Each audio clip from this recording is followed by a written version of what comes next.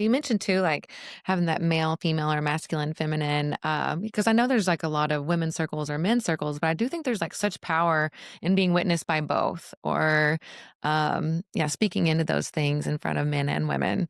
Uh, Yeah, I mean, my biggest challenge is when I first kind of started going to tantra retreats and all these like co-ed things was like a lot of them. It's like, well, you can only come to this yoni massage workshop if you have a person with you, a partner. You can't just come alone. mm, So it's like now I'm at this festival and I'm like, all my nerves come up and like, oh my God, I got to approach somebody. I got to like get to know them. I got to ask them to do this thing with me. And, all your stuff comes up generally when you're with, the opposite sex and there's this pairing and this intimacy and all this pressure and stress. I could definitely speak for men in that like it's not easy, and it's great to be in a place where that all comes up and you have support. There's assistance. There's usually some kind of like place you can go if you're feeling emotions come up, and they take care of you. So what a beautiful way and opportunity to go explore that stuff. And otherwise it comes up in the real world and you end up mhm. maybe just hiding your whole life and you don't go approach people to talk to them and see where things can go. So yeah, I think this work is extremely valuable.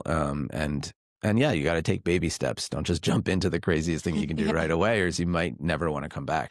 Yeah, like maybe what, shocked, shocked out of it, or I think a lot tired, of people have a scared. bad first experience. So I always Mm. liken it to anal, right? Like a lot of people have a bad first anal No lube. experience, and now they're like, I'll never do that again. I'll Yeah, never do that again. It's like, well, have you ever done it with like care and with lube and mhm. with all these things? And it's like, oh yeah, next thing you know, they're having like anal orgasms. It's their favorite Yeah. thing to do.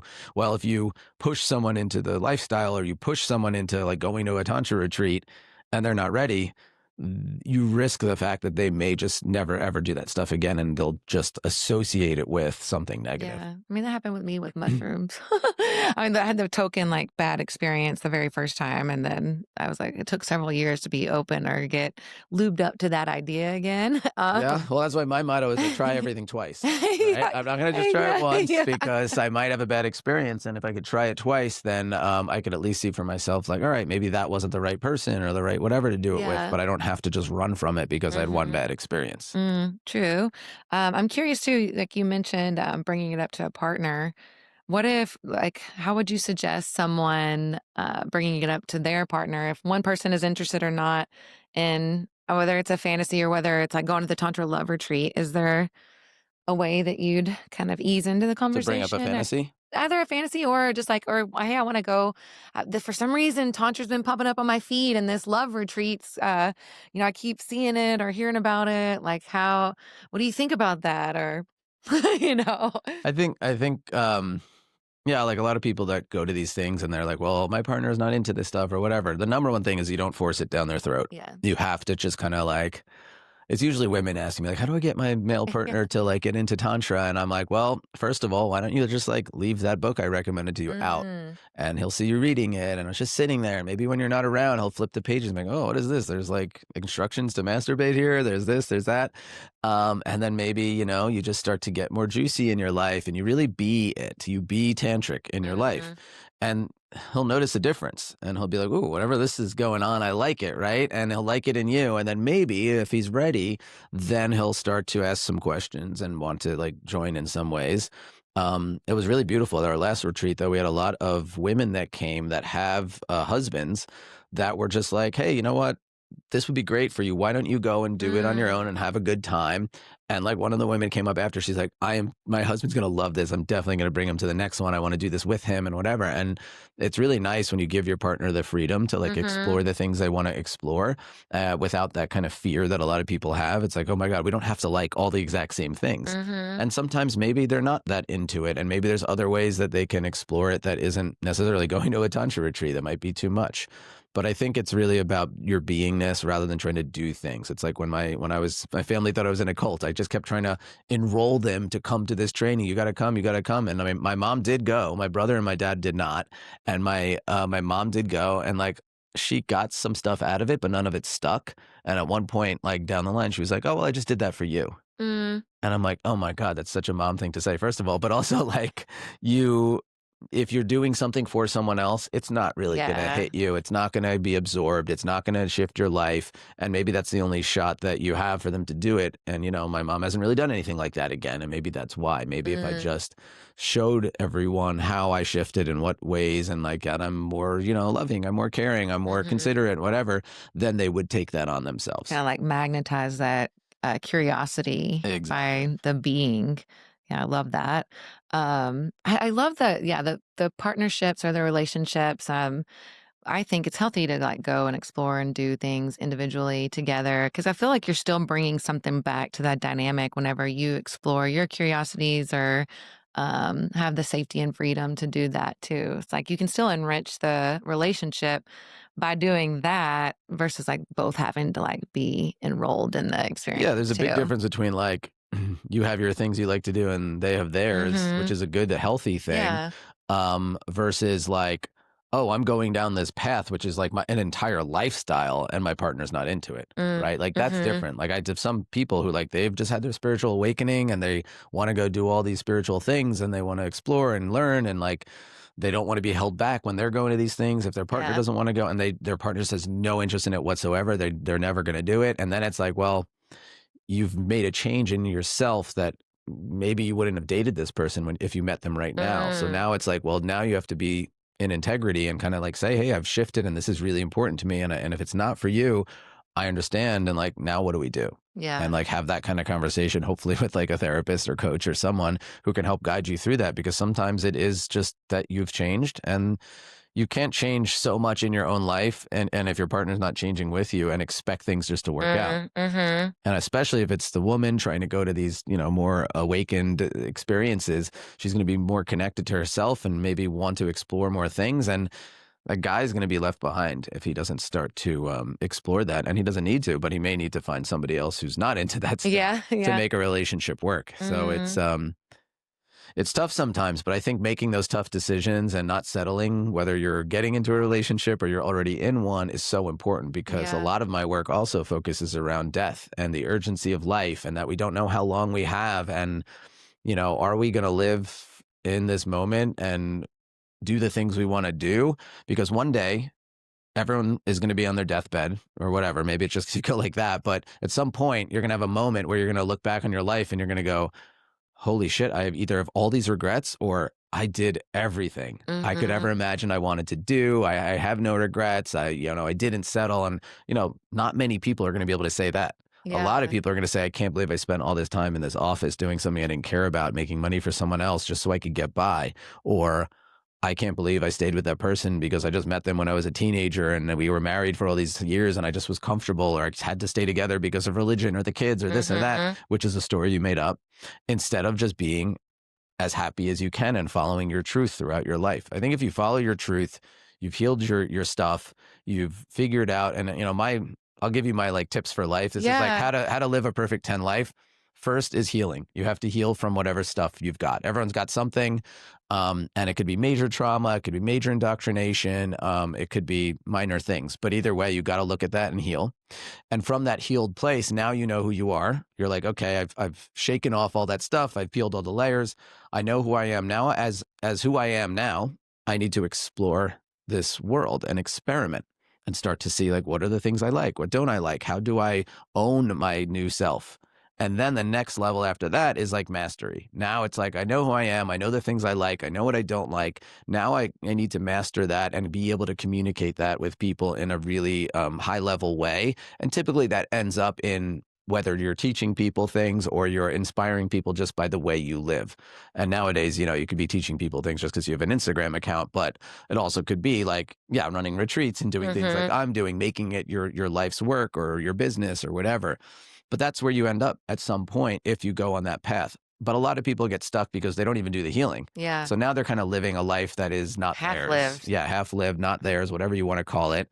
Some people just do the healing and they get stuck there their whole life. And now, of course, we always are healing. I'm not saying you're done with healing, but some people are just empowered victims. They're constantly Yeah, like that feeling like, fixing something cycle, I yeah, think, and that's their that identity. way. Yeah.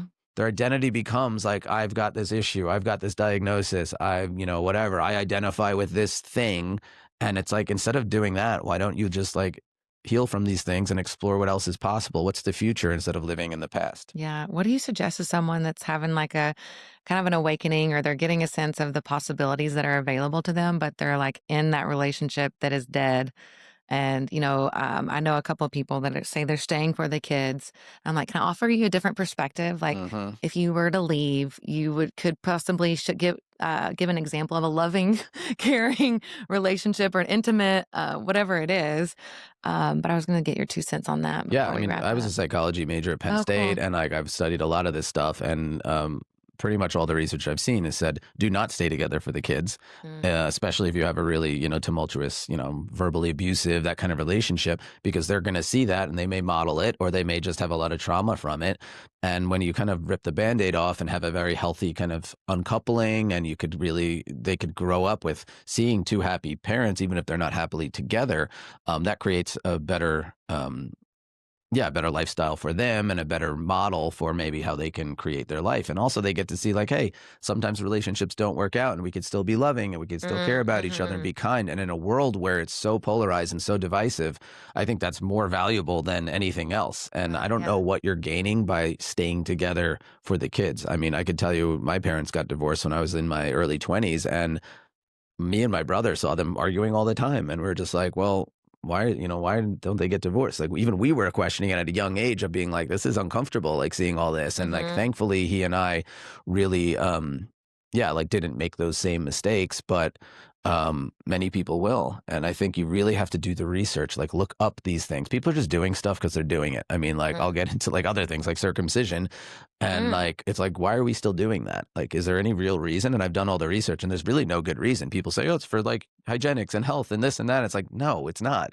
There's plenty of millions of people in Europe who don't do it and they're just Mhm. fine. Why are we still doing it? We're just because we're not thinking, we're not doing the research, and we're just like, this is it. And we're And the doing that motions or sheeple whatever. thing that we do. Mm. And that happens with relationships. It's like, all right, if I was in a really bad relationship and I had kids, I would go, let me first of all speak to a therapist and see what they say. Let me go do the research, see what like the facts say about this. What impact would this have? Look at the child psychology.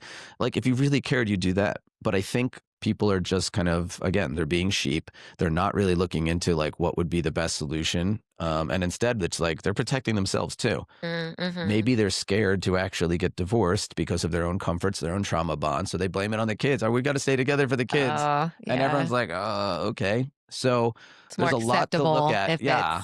that's the reason. Yeah. There's a lot to look at. And I'm not saying it's not scary as hell to get a No. divorce or to break up with someone. My God, it's like, it's the last thing you want to do. But I can tell you that if you have a therapist, you have somebody who's there to help guide you in a professional way, you're going to have a much better go Yeah. at it. You can choose to do it in, like, a Yeah. conscious way. And anyway, forget about the kids in this point. Like, why do you want to stay with someone that you are Mhm. not having a good relationship with? Like, that I would be questioning every minute of the day. Um, and how are you leaving them better off than you found them? How are you leaving the kids better off than you found Yeah. them? A lot of times one partner knows it's over, and they just don't have the courage maybe to end it, or they don't have the courage to have like that really conscious conversation about what could we do here. So I would say have the courage, do what you can, get the support you need to be able to communicate what's wrong and what you might need.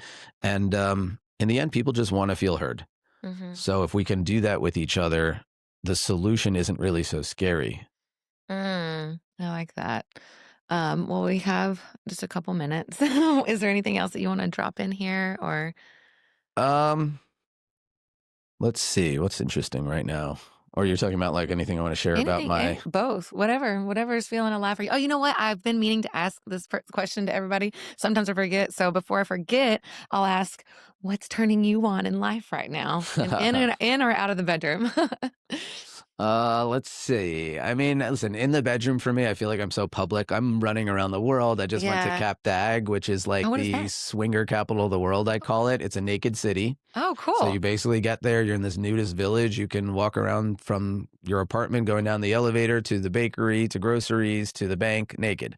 I'm like, what's the city called So again? Cap Dag, Okay. and it's in the south of France. Okay. And yeah, it's kind of like this incredible free place. And yeah, there happens to be a lot of like sexuality allowed in certain areas. And there's a nude part of the beach that's more nudist. And there's like a place of the beach where people can just have sex and everything.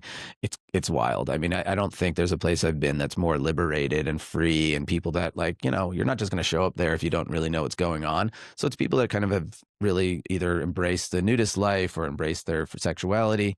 So that was wild. And, I went to Berlin and that's always fun. So I'm like doing all those things. But honestly, what's been turning me on is kind of crazy, but I've been doing a lot of day trading and I've been on Mm. X quite a bit and like learning about different stocks and different trends and what's going on in the world and like being able to get ahead of the trends and investing and making a lot of money by really just listening to different analysts and different Mm. people on X that are running their own funds and whatever. And it's like, it kind of feels like I have a crystal ball to the world and I know what's going to be happening next. And if Oh. you really study investments and crypto and those kind of things, you're actually seeing the future in a certain way.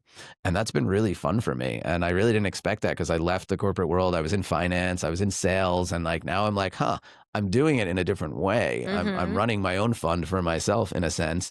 And it's fun because it's on my own time. That's cool. Yeah, I love it, and I love the balance of all those in and out of the bedroom. Okay, yeah, and then now wherever people can find you. Yeah, so I'm Tantra Love Coach on Instagram, tantraLoveCoach.com. I actually have a fantasy archetype quiz on my website. So Ooh, if you're I don't know interested if in I've learning taken what that kind yet. of archetype you are, it might help you kind of get into an idea of like where your fantasies can go. And yeah, I work with people individually from tantra massage to fantasy fulfillment experiences. So I will curate fantasies that you may want to have and create them in a safe way.